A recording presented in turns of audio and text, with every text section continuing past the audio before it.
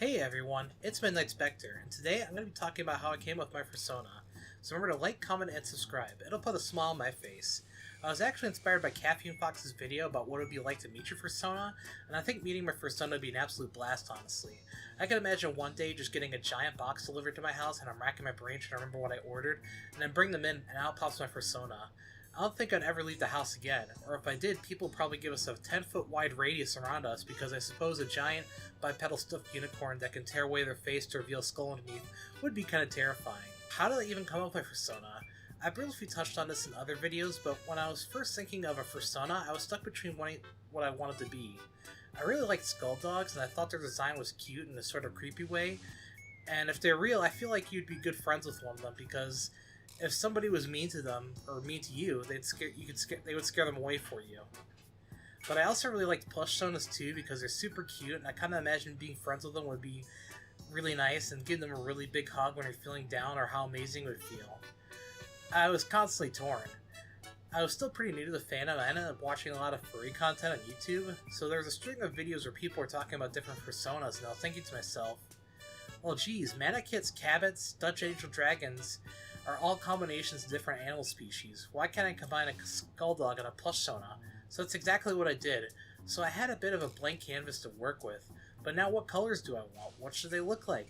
Which is very hard to decide, which is where I came up with making sort of a mood board, or in my case a mood folder, where I just sat down and put pictures into a folder on my computer that I thought about that I really liked.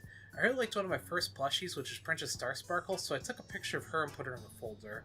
But I also really love Well-Loved plush that you can tell that someone spent a lot of time with, so she has a double purpose. Then I figured with a bunch of patches, that'd be nice too. Originally, I wanted to have a leather or denim jacket that said bad to the stuffing on it instead of bad to the bone, just to give you a little bit of a don't mess with me attitude to my Sona.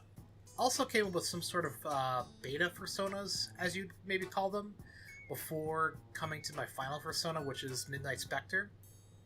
But I'd actually had my boyfriend actually drew me a Fursona, which is a skull dog, which I also named Midnight Spectre, and I really like that one. I do plan on using them for something eventually. I'm not entirely sure what though.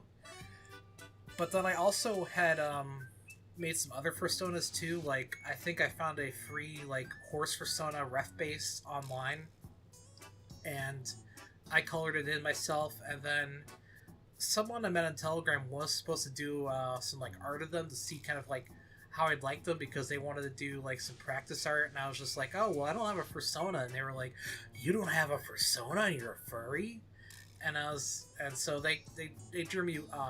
They had me pick a horse ref sheet and had me color it out, but it never did actually end up drawing it for me though, and I wish I still had it. But I did have, well, I guess you really wouldn't call it a Fursona. I mean, I guess it is a Fursona. I mean, bronies would say differently, but I had a couple pony Sonas. I had the first pony Sona was named Rainbow Rain, and they were like a bright, almost misting texture pink unicorn with a rainbow mane and a Super Nintendo controller for a Cutie Mark, because at the time I was really into retro Nintendo stuff. And I really liked them a lot. I used them a lot. I remember on the My Little Pony forum that I used to browse, this is way back before Generation 4, so we're talking when Generation 3 was, I guess, current or maybe just phasing out. And I had a couple people do some pixel art for me of that Sona. Hopefully I can find it so I can put it in the video because it was actually really cool.